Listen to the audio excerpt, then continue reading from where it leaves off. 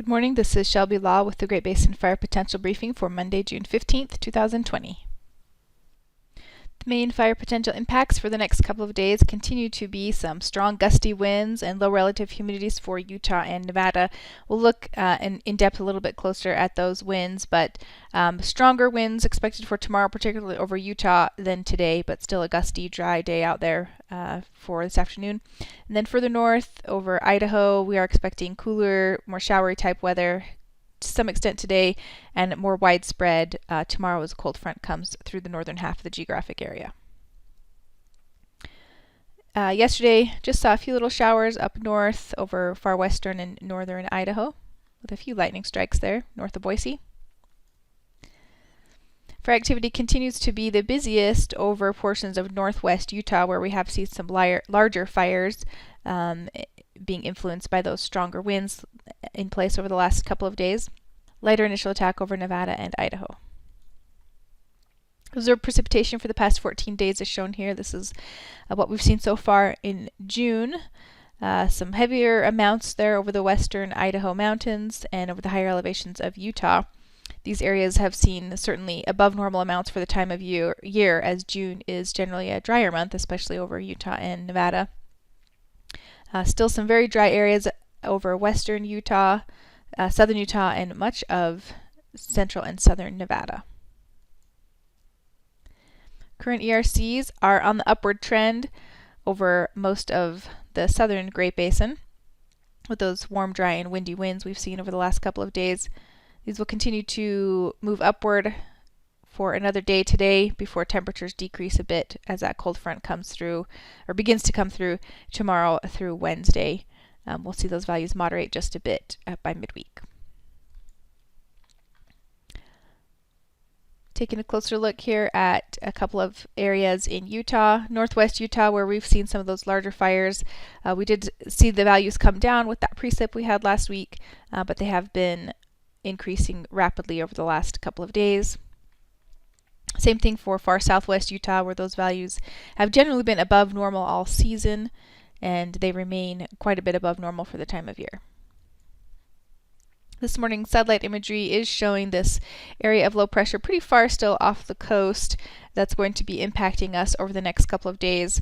For today, we're still experiencing those gusty winds out ahead of that low pressure system, and we can see some of that moisture and cloud cover moving into Nevada, northern Nevada, and western Idaho. As we move into tomorrow, this low will swing further east, closer to the Great Basin, and our wind speeds will pick up. So for today, we do have high risk issued for much of western Utah and central and eastern Nevada for those gusty winds out ahead of that low pressure system, and we can see there's some moisture already moving in ahead of that low just to the north.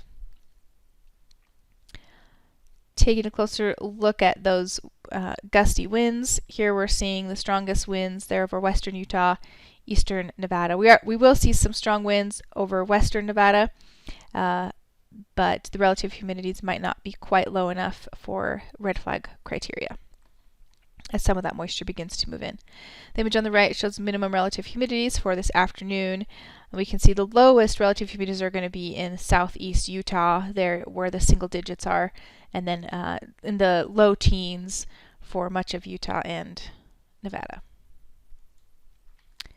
On Tuesday, that low quickly swings into the Pacific Northwest, bringing some very strong winds to mainly Utah.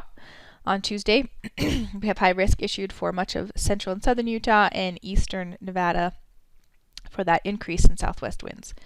Cold front swinging into the northern half of the area will keep temperatures cool and some showery activity in place there. So for tomorrow afternoon, those strongest winds will be over eastern Utah with gusts up to 50 miles an hour possible, and lighter winds over Nevada. Minimum relative humidities will still be lowest over southern and southeast Utah, with higher values coming into western Idaho and northern Nevada. On Wednesday, that low quickly scoots off to the north and east, allowing wind speeds to decrease area-wide with just generally light winds. So we don't have any high risk issued for Wednesday, and cooler temperatures will be in place as that trough swings through and drags a cold front through much of the Great Basin. So again, generally light winds area-wide, still some gusty winds possible locally in eastern Utah. Relative humidities are still in the teens across much of Utah and Nevada, with higher values up north, but cooler temperatures area-wide. The 3-day precipitation totals are shown here. As that low moves through, it will mainly bring precipitation to the higher elevations of Idaho and Wyoming, but we could see some lower elevation light showers over southern Idaho and the northern tips of Nevada and Utah. The center of the low kind of hangs out over the northern Rockies on Thursday, keeping cooler temperatures and higher relative humidities in place across the north, with just seasonal temperatures and generally drier conditions over Utah and Nevada. Beginning Friday through the weekend, ridge will build into the Great Basin for warming temperatures region-wide and continued low relative humidities, and we'll see those humidities further decrease. Again, on Saturday, just a continuation of hot and dry conditions as the ridge builds in.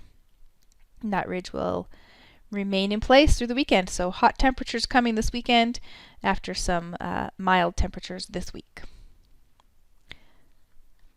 7-day totals here really just reflecting what we're expecting mainly today into tomorrow with the precipitation across the north. The extended forecast for June 22nd through the 28th is putting the bullseye of heat over northern California and into northern Nevada, with also a chance for above normal precipitation in those areas. And this concludes today's fire potential briefing. Please check back tomorrow for the latest updates.